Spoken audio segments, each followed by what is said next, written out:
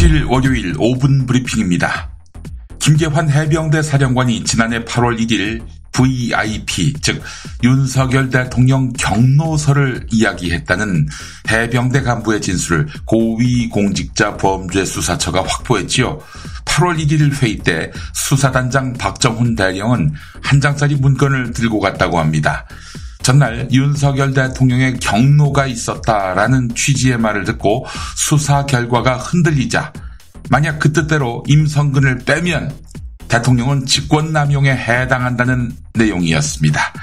VIP의 경로가 없었다거나 VIP가 왜 무리한 수색을 했느냐라고 질책했거나 왜 임성근 말고 초급 장교까지 처벌하느냐라고 말했다면 박정훈 대령이 이런 문건을 만들었을까요?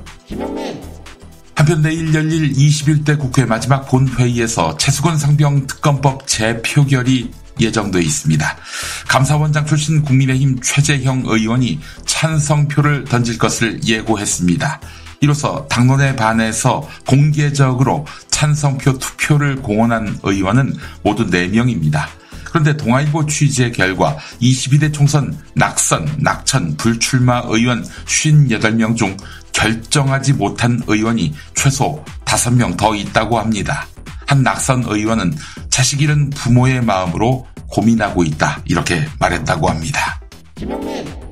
이제는 사람들의 관심이 윤석열 대통령의 경로가 있었는지 없었는지가 아니라 경로를 기정사실로 간주하고 왜 화를 냈을까로 옮겨지고 있습니다.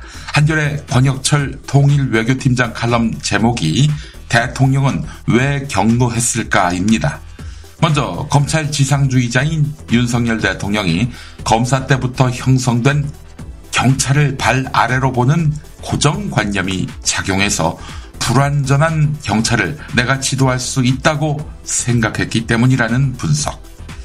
대통령 주변 인사의 이야기에 팔랑귀가 돼서 임성근을 처벌 못하게 빼라 이야기했을 가능성이 공존하고 있습니다. 흐름은 아무래도 후자 같지요. 대통령 주변 인사 누군지 궁금하십니까? 여러분이 생각하는 바로 그 사람입니다. 김건희 씨의 디올백 수수, 주가 조작 수사 서울중앙지검에서 하고 있지요. 제자리 걸음으로 말입니다. 그런데 그의 남편 윤석열 대통령이 지검장과 차장을 싹 갈았습니다. 법무부가 이번 주 공석인 중간 간부 인사를 하는데 조선일보가 수사검사들은 유임한다 이렇게 전했습니다. 와, 누가 보면 제대로 수사하는 팀 살려주는 것 같습니다. 그러나 이 수사팀 사실상 개점 휴업 상태라고 말씀드렸습니다.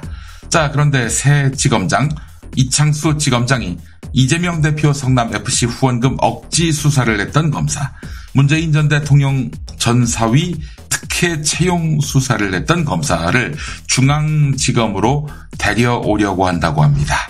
안내 수사는 통제하고 정적 수사에 에너지를 쏟겠다는 것이지요. 더불어민주당 이재명 대표가 21대 국회 종료를 앞에 두고 국민연금 개혁안을 정부 여당안 대로 합의할 것을 제안했습니다. 국민의힘이 절충안으로 냈던 소득 대체율 44% 안을 수용하겠다고 한 것인데요. 자, 그러면 자기 뜻이 관철된 만큼 화답해야 할 여당은 이 대표가 갑작스러운 제안을 했다며 22대 국회로 넘기자 이렇게 나오고 있습니다. 사실 이렇게 해서 불발되면 연금개혁 무산 책임은 정부 여당이 지는 셈이어서 이재명 대표로서는 미칠 게 없지요. 이재명 대표에게 말려들지 말아야 한다는 극도의 공포심이 여권을 지배하고 있습니다.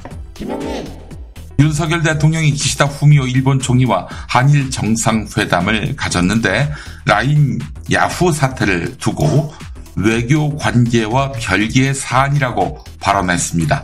기시다도 라인 강탈이 아니라 보안 거버넌스의 재검토를 요구한 것이다, 이렇게 이야기했습니다. 그러자 더불어민주당은 윤석열 대통령이 일본의 입장을 대변하고 새빨간 거짓말을 용인했다며 윤 대통령은 역사 왜곡, 독도 침탈, 핵 오염수 방출과 라인 강탈 문제까지 일본의 아나무인 폭주에 문제 제기도 안 했다라며 빵 셔틀 외교에 비유하더니 맹비난했습니다. 5분 브리핑이었습니다.